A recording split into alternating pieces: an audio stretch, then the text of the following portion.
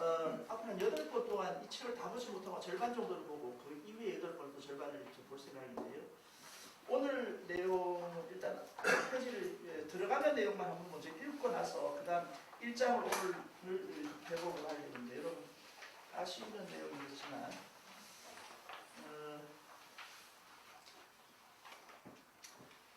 가늘고 긴 새로 만든 기구를 침이라고 하죠. 들어가며 약을 바르거나 넣지도 않고 오로지 바늘을 통해서만 인체 기능을 회복하는 신비의 전통의학입니다. 이게 굉장히 중요한데요. 지금 현대의학에는 딱 2가지 의학이 있습니다. 일단 어떤 기능의 과학적인 이론을 사용하든지 아니면 자연의 물질을 이용하든지 그 나머지 하나가 인간의 물리적인 힘으로 치료하든지 이 3가지 치료죠. 그러니까 사실 외부의 것을 이용하든지 인간의 힘으로 이용하든지 2가지 중요한데요. 그래서 물리적인 자극을 주는 것을 다 물리치료의 범주에 넣는다면 침이라는 것은 물리치료도 아니고 약의 범주도 해당되지 않습니다.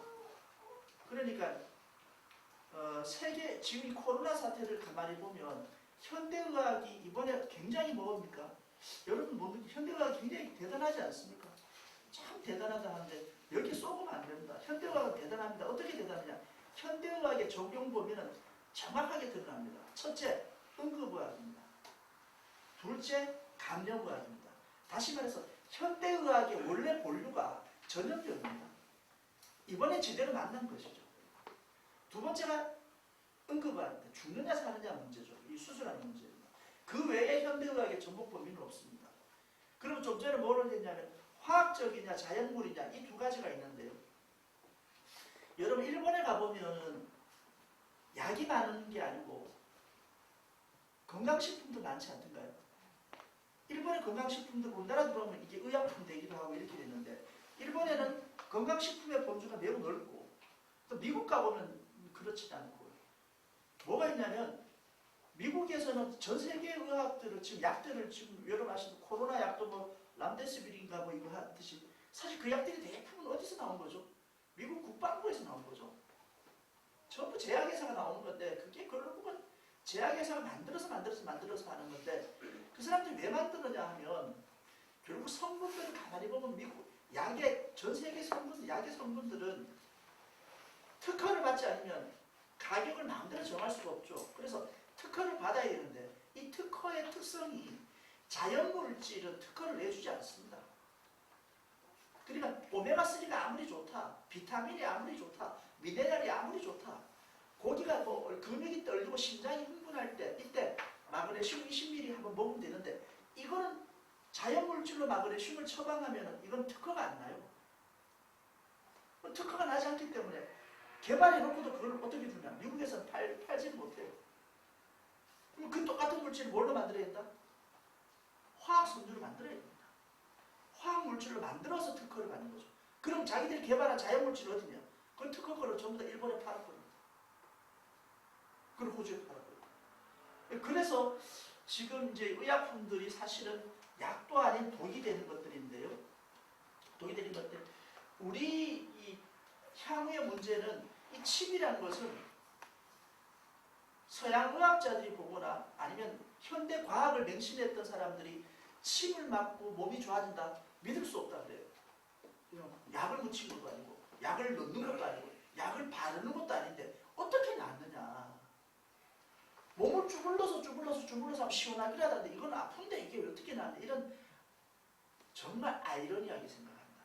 그러나 제가 제 몸을 직접 치료해보고 저도 오랫동안 있고 20년 이상 이 한계를 가져온 사람으로서 치료되지 않으면 저도 잊지 못하고 치료되지 않으면 아무것도 할 수 없고 제 몸으로도 제가 순산했지 않습니까? 5cm, 5mm 넘는 이 돌도 막 깨내고 막 이렇게 하거든요.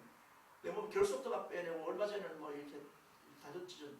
실제로 우리가 지금 공부하는 이 두경요법은 이 침의 가장 근본에 약물을 바르지도 않고 오로지 쇠를 통해서만 신체를 자입하는 거다.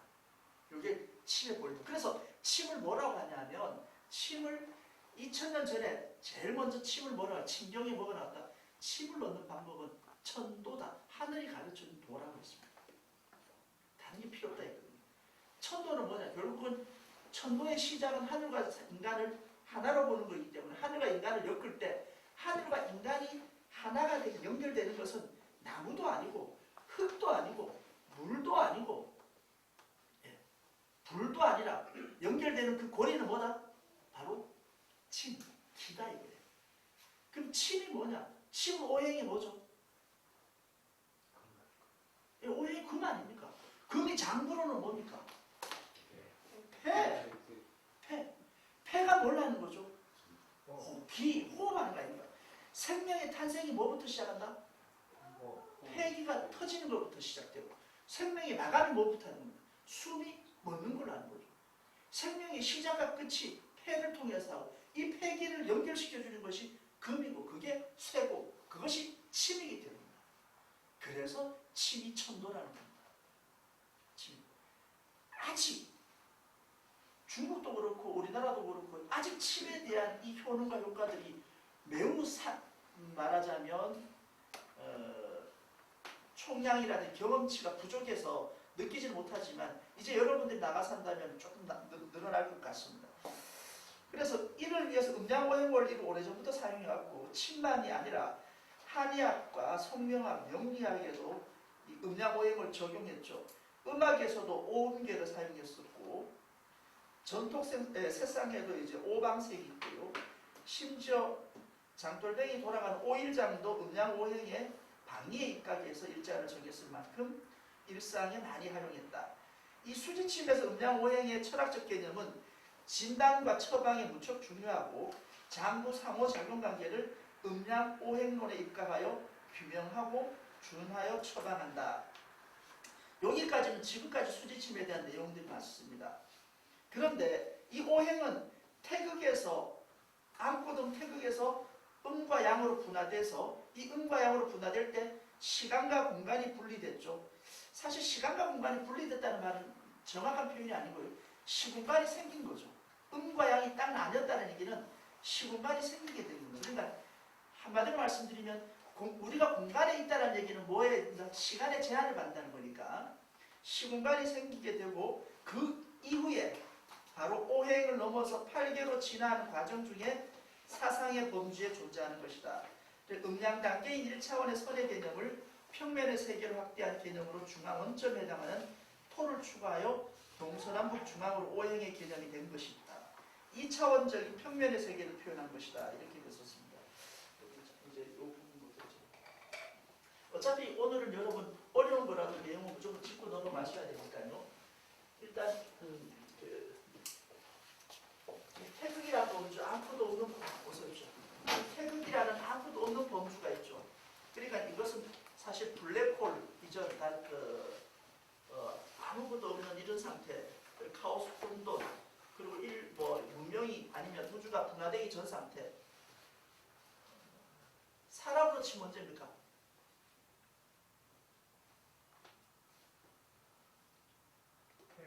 여보세요? 사람으로 치면 시공간의 제한을 안 받는 상태죠. 왜냐하면 이때가 뭐가 되는 거예요?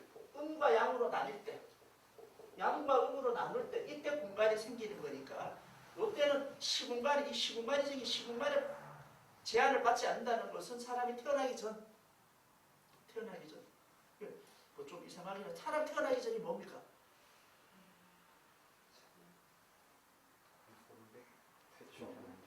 그죠? 뭐 없진 않아요. 뭐 있어요?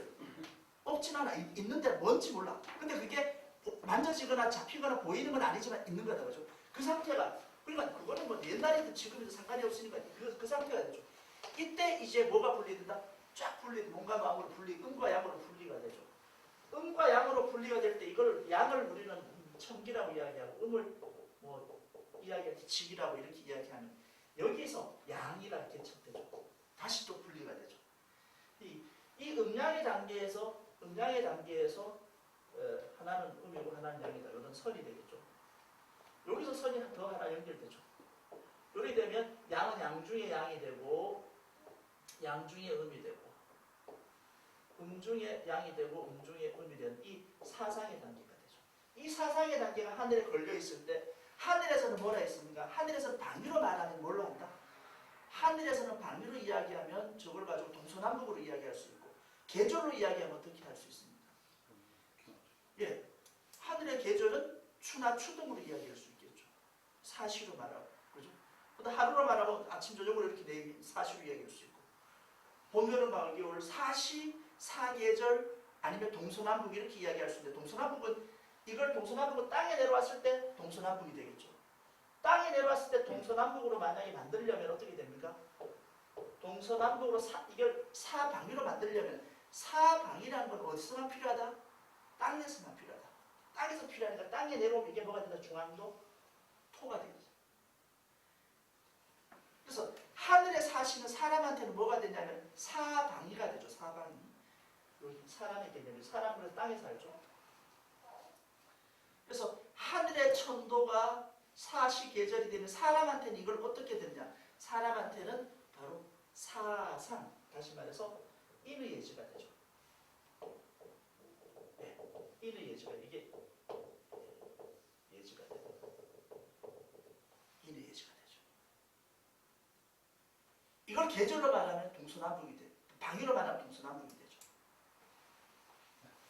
요걸 타고나는 걸 뭐라 한다? 인의 예지는 동물한테 있다 없다? 없다. 동물은 없다. 그러니까 인간한테만 있어. 인간의 성이죠. 이걸 가지고 뭐라 한다? 이걸 가지고 본성이라고 그러죠. 이걸 하늘이 내려준 성이다. 이것을 땅에서 살아가는 사람이 이용하는 거. 이걸 우리가 지금 뭐라 하죠? 이걸 오행이라고 그러죠. 오행이라니까 오행을 볼 때는 뭘 볼 수 있다? 평편한 수평에서는 우리가 볼 수 있다. 이 평편한 수평에서 본다는 얘기는 뭐냐면 이 사람이 볼 수 있는 것은 가시광선이니까 만져지거나 보이는 뭘 중심으로? 유형을 중심으로. 만져지는 유형의 물질을 중심으로 이걸 사상이 오행이 만들어진다. 그래서 사상에서 다시 말하면 또 뭐가 되죠? 팔계가 되겠죠.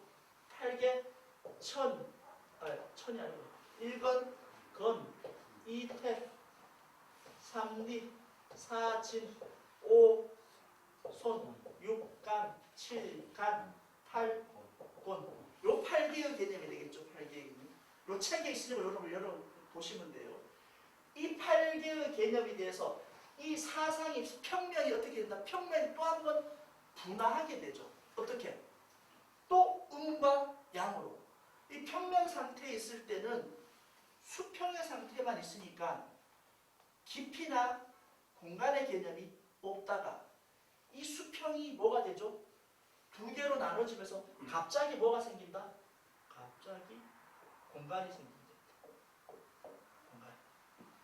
아래 위로 쫙 늘어뜨리면서 공간이 생기는 거죠. 바로 이게 뭐가 되고 입체가 되고 바로 우리 삶의 공간이 되는 거죠. 이 두 개, 아래 위로 나눠진 이 사이 공간, 이걸 뭐라 한다? 우리가 음과 양의 기교 공간이라고 하죠. 이게 기교 공간이라고 하죠. 그런데 이 기교 공간의 수평일 때, 땅이 수평일 때는 모든 이동과 움직임이 뭘로 보이냐면 수평적 움직임으로 보이고, 그래서 그걸 가지고 뭐라 하냐면 횡적 관계라고 합니다. 혹시 들어보셨습니까? 누가 상하 관계가 아니라 횡적 관계다. 이 횡적 관계라는 건 바로 뭘 이야기하느냐?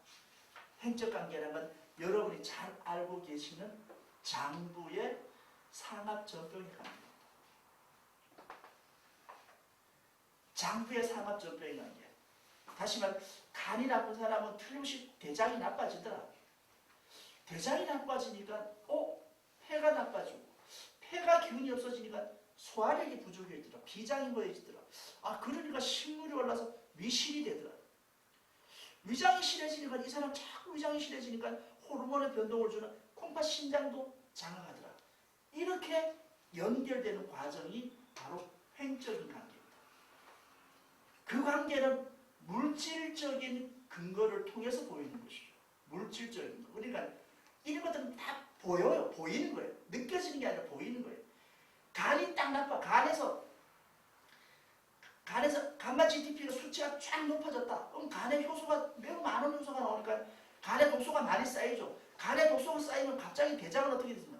대장에는 유익균이 확 죽고 유해균이 확 늘어나요. 그러면서 유해균이 늘어나니까 간이 나쁜데 대장이 충격을 받아서 변 색깔이 어떻게 됩니까? 시커머지게 됩니다. 금세 시커머지게 되죠.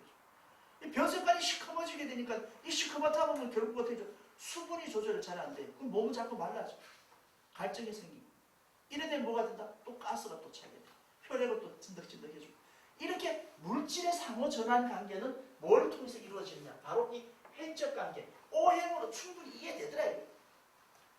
그런데 눈에 보이지 않는 문제는 있더라. 간이 가만히 있어서 간이 나빠지거나 독극물을 먹어서 간이 나빠지고 술을 많이 먹어서 간이 나빠지는 건 괜찮은데 그것은 여기 있는 오행만으로 충분히 가능한데 그게 아니라 이 오행의 문제 여기 말고 이 안에서 사이에 공간의 문제가 있더라. 아래 위로 여기 안에 이 빈 공간에서는 무수히 많은 에너지들이 왔다 갔다 하던데 그 무수히 많은 에너지들이 어떤 에너지가 구체적으로 흘러가느냐 보니까 그 흘러가는 에너지는 눈에 보이진 않지만 흘러가는 게 있더라. 그게 뭐냐? 지구에 흘러가는 그 에너지가 같더라. 그 큰 에너지들이 첫째, 공기의 흐름이 있고 둘째, 온기의 흐름이 있고 셋째, 물기의 흐름이 세 가지가 따로따로 흘러가더라. 그래서 공기가 막 온천지 돌아다니는 게 아니고 공기는 공기대로 가는 길, 온기는 온기대로 가는 길, 물기는 물기대로 가는 길 이렇게 있는 것 같아요. 그래 여러분 보면 편소풍 우리 이 지구도 대류 방향, 바람의 이 기압이 흘러가는 대류의 방향과 그다음 바닷물의 물 흐름 방향과 이건 다 다르죠. 대류가 저래 흐른다 해서 편소풍이 이래 분다 해서 그래 분다 해서 물이 따라 흘러가는 이건 아니라는 거예요. 물기는 물기대로 방향이 있고 바람은 바람 방향이 있고 또 공기는 공기 방향이 있더라는 거죠. 사람한테도 마찬가지로 사람도 요게 이제 바로 아까 장부의 상합전병은 물질의 규명으로 그렇게 횡적인 관계를 이해되는데 인간에게는 요렇게 하는 거는 이거는 도저히 장부의 관계로 이해가 안 되더라. 왜 그러냐? 저 사람은 어제까지도 보니까 간에 아무 문제가 없었는데 오늘 충격을 받고 열이 되게 받아 보니까 혈압이 확 올라가서 갑자기 속이 쓰리고 신물이 올라오더래요. 근데 신물이 올라오는데 저 신물이 올라오는 게 장부가 잘못된 게 아니고 뭐가 잘못되다? 뭐 기분이 나빠서 그렇다는 거예요.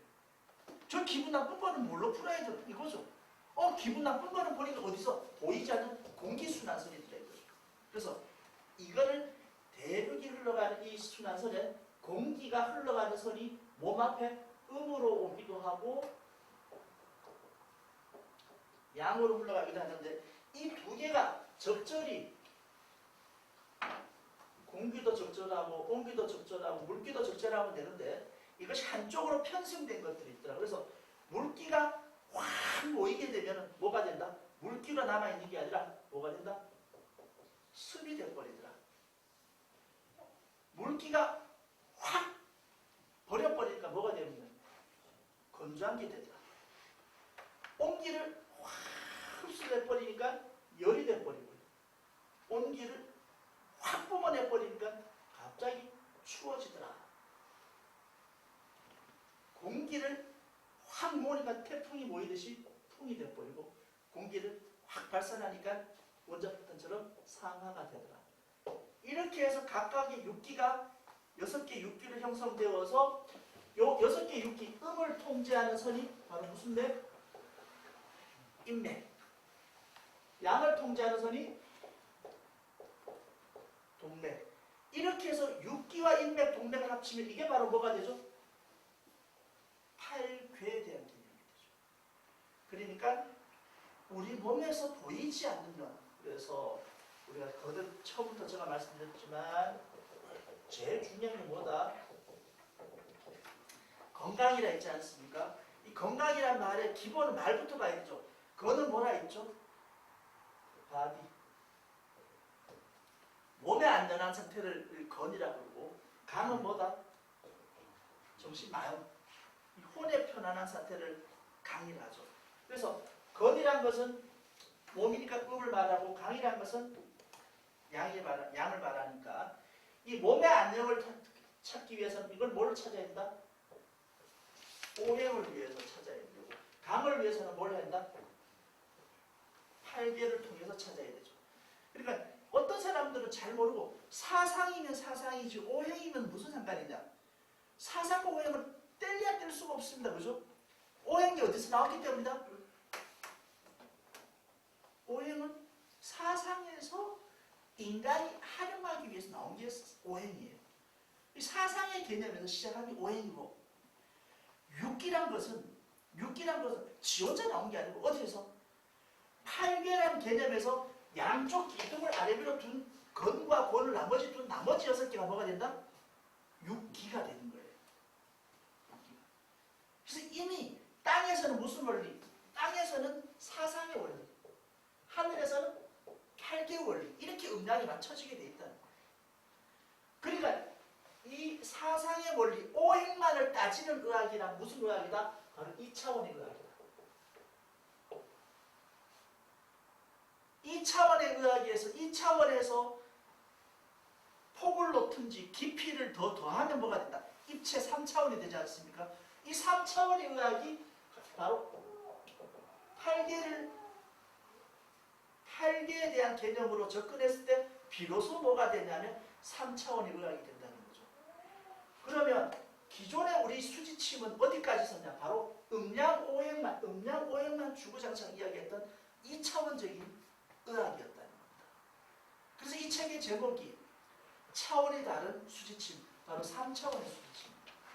그러면 왜 3차원에 들어가야 되느냐 하면, 수지침의 핵심 이론은 진단과 치료법인데 치료법과 진단법이 분리돼서는 안 되죠. 왜 그러냐면 진단에 근거해서 치료를 해야 되고 치료에 근거해서 확인을 진단으로 해야 되는데, 우리의 진단법의 핵심은 뭐냐? 수지침의 진단의 핵심은 뭐죠? 수지침 첫 번째 진단법이 뭡니까? 수지침의 첫 번째 진단법은 상점 진단, 이렇게 볼 수 있어요. 두 번째가 체질 진단, 그죠? 세 번째가 맥진 진단, 이렇게 생각하시면 크게 나눠서. 그러면 상점 진단, 체질 진단이라는 건 뭐가 있죠? 3일 체질, 5온 6기 체질, 이런 거 다 체질 진단. 네. 그 다음에 맥진 진단이죠. 맥진법. 이렇게 가장 최고의 단계가 맥진법인데, 이 맥진이라는 것은 바로 어디서 생기냐? 바로 여기서 생긴다. 맥은 보이는 거냐 안 보이는 거냐 생각을 해봐야 돼요. 맥이 보여요 안 보여요? 맥이 보이고 만져지는 것 같으면 청진기를 가지거나 아니면 산소 포화되어 있거나, 요즘 뭐 얼마나 좋은 기기가 있는데 거기에 맥이 다 나오죠. 맥박동이 다 나오고 펄스가 나오는데, 여기서 말하는 맥이라는 것은 심장의 박동을 말하는 맥이 아니다라는 겁니다. 뭘 말하냐? 보이지 않는, 신체에서 흘러가는 보이지 않는 에너지를 맥이라고 하는 거죠. 그 보이지 않는 에너지라는 건 뭘 말하냐? 결국 여기 있는 태그, 대뇌를 이야기하는 것이다. 여기서 다시 한번 보겠습니다. 그래서 이 맥이 어떻게 이용되느냐? 맥이 어떻게 생겼느냐? 신체는, 장부는, 내 몸에서 오행의 장부는 아까 말씀드렸다시피 횡적인 관계로 상호 유기적인 에너지를 계속 주고받는 관계로 계속 돌아갑니다. 그래서 심장에서 피를 한번 뽑아내면 계속 그 피는 쉬지 않고 돌아가게 되죠. 근데 이 순환되는 에너지가 좋은 방향으로 계속 가게 되면 선순환 구조가 되고, 나쁜 방향으로 가면은 바로 악순환 구조가 되는데, 이런 것들은 유기적인 관계를 조절해서 되지만 사람의 심리적인 이 마음, 보이지 않는 마인드는 이건 어떻게 바뀌느냐? 기본적으로 이 물기, 온기, 공기가 완전한 상태로 내 몸에서 있으면, 지구가 완전한 상태는 어떤 상태일까요? 지구가 가장 안정된 상태라는 것은 지진도 일어나지 않고 태풍도 일어나지 않고 갑자기 화산도 폭발하지 않는, 이게 안전한 상태일 것 같지만 그 안전한 상태가 되는 순간에 지구는 뭐가 된다? 죽음이 됩니다. 불완전함이란 것은 변화와 발전이고 역동성인데, 완전한 상태라는 것은 죽음을 이야기하거든요. 그러니까 우리 신체도 마찬가지로 가장 완전한 상태가 언제냐 하면, 가장 완전한 상태는 뭐 당연히 죽으면 완전한 상태가 되지만 죽기 바로 직전이다 이거예요. 태어나기 직전. 엄마 뱃속에 있을 때 제일 좋을 때죠. 그래서 엄마 뱃 뱃속에 태어나지도 엄마 뱃속에도 없으면 그건 태어나지도 않는 거니까 그건 좋다 나쁘다 할 수도 없어요. 그거는 그냥 막 돌아다니는 거예요. 없어. 그건 없어. 우리가 상상할 수 없는 건 엄마 뱃속에 딱 들어앉은 그 순간이 뭐다? 자가호흡, 지각, 숨 안 쉬도 돼. 아무것도 안 해도 되지만 아무것도 없어 편하게 지낼 수 있어요. 그 상태가 뭐다? 그 상태가 안전한 상태다. 그때 뭐가 뛰어요? 안전한 상태에 있으면서 지 혼자 심장은 뛰거든. 근데 뭘 안 해? 호흡을 안 해. 호흡만 안 하면 흔들릴 일이 없다라는 거예요. 그래서 엄마 뱃속에 딱 들어앉은 그 상태를 뭐라 하냐면 그 상태를 천진, 하늘 천자의 참진자라고 해요. 엄마 뱃속에 들어앉아. 그러나 이 상태를 딱 벗어난 순간에 바로 안정이 어떻게 됩니까? 강제적으로 끊어지게 되죠. 강제적으로 탁 끊어집니다. 이때 느낄 때 그 아주 강한 압박감을 느끼죠. 첫째, 좁은 통로를 산도를 따라 나와야 되는 이 아주 좁아지는 압박감. 산도를 딱 펼쳐놨을 때 뭡니까? 광장공포라는 거죠. 갑자기 넓어지는 공포. 이런 공포가 들어들면서 뭐가 됩니까? 아, 엄마 뱃속 천진에서 빠져나온 그 허탈함과 두려움, 공포로 뭐가 시작한다? 그 공포를 일시에 받으면서 숨이 터지는 거죠. 그래서 태어난 게 좋으면 태어나자마자 웃어야지. 안 좋은 거죠. 그러니까 태어나서도 뭘 추구하죠? 참 그 옛날 엄마 뱃속을 추구해요. 그걸 가지고 뭐라니? 그걸 돌아가는 걸 그걸 사실 도덕이라고 해요. 우리 도덕성을 회복한다는 거는 사람이 이념, 인간의 뭐 본성을 찾고 이런 게 아니라 원래 가장 편안해서 천진의 상태로 가고자 한다고 주장을 해요. 도덕경에는 그렇게 이야기합니다. 그래서 태어난 그 순간, 태어난 이후에는 뭐가 된다? 이런 물기, 온기, 공기가 내 몸에서 돌아갈 때 항상 늘 한쪽은 불안해 있다. 그 불안한 것이 매우 순간순간 불안전하게 상태를 유지하면서 있지만 그것을 안정화시키는 노력을 누가 한다? 바로 대뇌 작용이 안정화시킨다. 그 순간순간에. 그때 대뇌 안정화시킬 때, 그럼 대뇌 안정화시킬 때 태음 이 숨이라는 것은 뭐냐? 숨이라는 것은 내 몸에서 흘러갈 때 어떤 경락으로 흘러가느냐? 이름을 그냥 습이라고 하는, 습이 흘러간다 이런 말을 안 쓰죠. 습이 흘러가는 길은 아무래도 습기가 많으니까 음이 많죠. 축축하니까 이걸 가지고 뭐라 한다? 태음경이라고 하죠. 그래서 습이 가는 길을 태음경이라고. 이 음이 지기를 상승하니까 음을 올라가면은 음이 많던 음이 조금 줄어들죠. 그럼 어떻게 된다? 소음이 되죠. 음이 작아져. 작아진 음이 또 올라가면 어떻게 돼? 음이 거의 다 없어져. 차워져. 음이 쫙 올라가면 거의 없어져. 그래서 이걸 가지고 거름이라고 하죠. 거름까지 가면 달도 차면 기울듯이 거름의 상태가 이게 음이 어떻게 된다? 음도 양으로 바뀌는데 양이 바뀔 때는 조그만한 양으로 바뀌죠. 소양, 상하 이래 되죠. 그럼 이때부터는 이 양은 올라갑니까 내려옵니까? 양은 내려와야 됩니다. 양은 다시 내려오죠. 내려오니까 소양이 내려오면 양을 더 모으겠죠. 이게 뭐가 된다? 태양. 이 양이 더 내려와서 매우 밝고 맑게 됩니다. 이게 바로 뭐다? 양명이 되죠. 이 6개 경명이 돼요. 사실 더 나가면 여기에서 여러분 아시다시피 이것이 다 어디로 간다? 팔로 하나 가고 족으로 하나 가겠죠. 그래서 이 12경이 되는 거죠. 이렇게 되는데 이렇게 되면 이렇게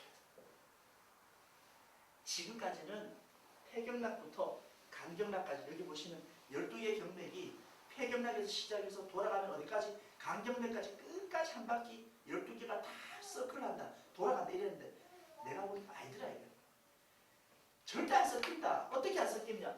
물기 돌아가는 순환선은 물기 돌아가는 순환선만 뺑뺑뺑 돌고 온기 순환선은 온기 순환선만 돌게 돼 있다. 공기 순환선은 공기 순환선만 육경이 돌게 있다. 이 돈다는 것은 옆으로 도는 게 아니죠. 어떻게 됩니까? 아래로 돌죠. 그러니까 우리 경맥은 어떻게 되냐? 경맥은 횡쪽, 종쪽으로 아래 위로 이렇게 연결되어 있습니다. 상하로 연결되어서 연결되는데 물기라는 것은 우리 몸에서 물기라는 것은 뭘 표현하냐면 물기라는 것은 뭘 할 수 있다? 영양분을 이야기할 수 있죠. 이 영양분은 신체를 리듬을 이야기할 수 있고 온기는 감정적인 것을 이야기하고 공기는 지성적인 걸 이야기합니다. 이런 부분은 아리스토텔레스도 한 2000년 전에 똑같은 말을 했던 것 같아요. 아리스토텔레스도 생명 3요소라고 표현하지만 이 영혼 3요소라고, 영혼의 3개의 영혼이 있다. 바로 영양의 영혼이 혼이 있고, 영양혼은 동물이나 식물이나 모두 다 받아서 흡수해서 분해하는 영양혼이 있고, 두 번째 감성혼이라는 것은 감수성을 이야기하는데 외부의 자극을 받았을 때 반응하는 것, 이거는 동물에만 있는 것이다. 지성혼이라는 것은 옳고 그름을 판단하는 혼인데 이것은 인간에만 있는 것이다. 이렇게 해서 이 영양, 감성, 지성의 혼을 아리스토텔레스도 세 개로 구분했던 것 같아요. 근데 이것을 사람한테 적용하니까 딱 맞아지는, 뭐 제가 그분의 책을 보고 이야기한 것도 아닌데 우연히 따로 놔둬서 따로 확인하는 내용이 아리스토텔레스와 같은 반대라고 보면 안 되는 건데, 그거는 아주 같은 공통점이 있습니다. 이렇게 세 개가 흘러가죠. 그래서 이 되뇌에서는 바로 이렇게 불완전한 상태를, 이것을 회복하기 위해서 매 순간순간마다 에너지를 전달합니다. 어떻게 전달하냐? 전달하는 방식은 바로 내가 가지고 있는 신체의 에너지 호르몬, 에너지 길, 그 루틴이 뭐냐? 바로 되뇌 혈류량이다. 그래서 혈류량이 흘러가는 길인데 그 대목이, 길목이 어디냐? 바로 음을 통제하는 길목을 우리는 촌구, 다시 말해서 추골동맥이라 하고, 양을 하는 것을 총경, 부돌이라 합니다.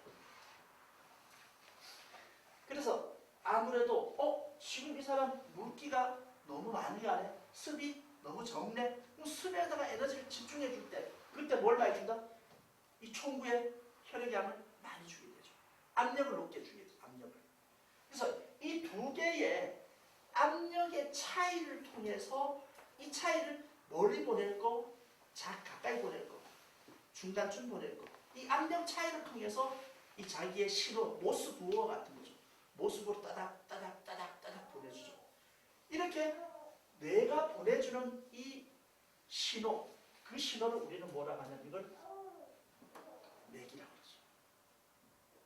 이 맥이 흘러가는 경로가 뭐다? 그걸 바로 경맥이라고 그러죠.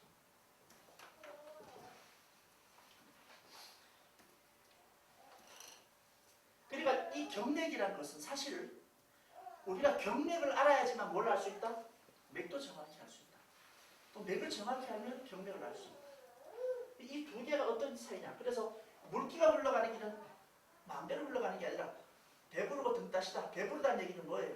영양물질이 찼다. 영양물질은 어디에 움직인다? 배를 움직인다. 그리고 우리 신체의 전면부, 요거는 인체의 등 따시다.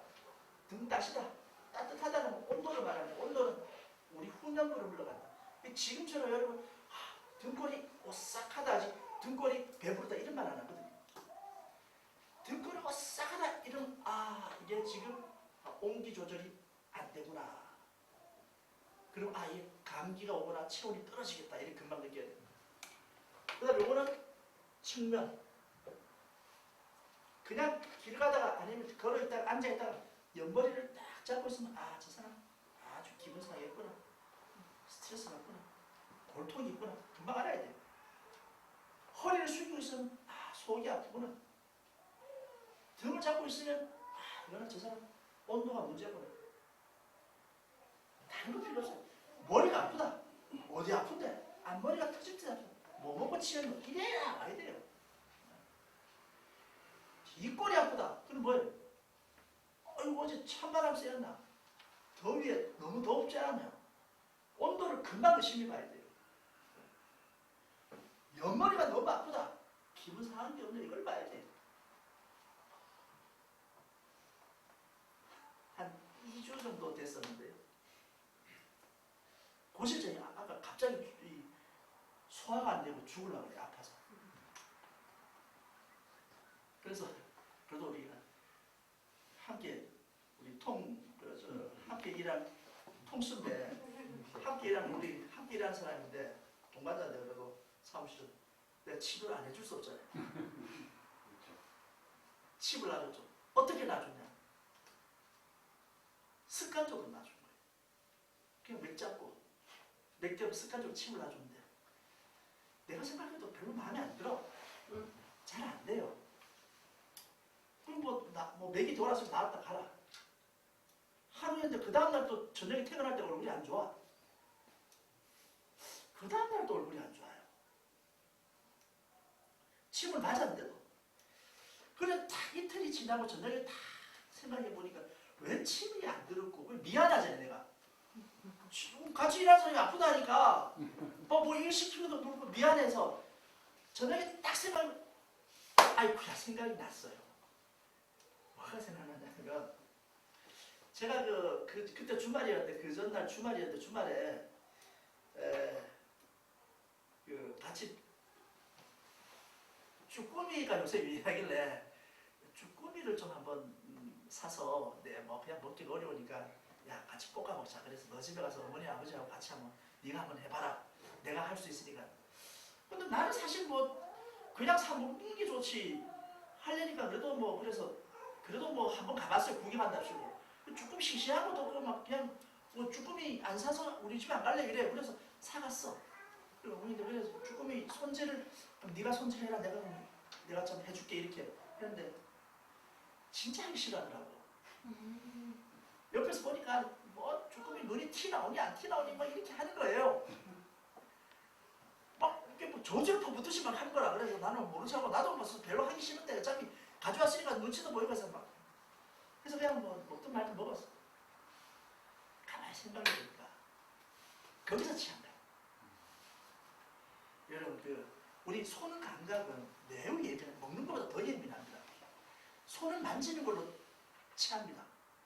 특히 그래서 비늘 없는 고기들을 조심하라 했던 거예요. 잡고 있는 걸로 취하고 이거 잡고 있는 걸로 우리가 흔히 말해서 막히거든요. 딱 그걸로 취한 거예요. 흔히 말해서 이게 아달이 된 거예요.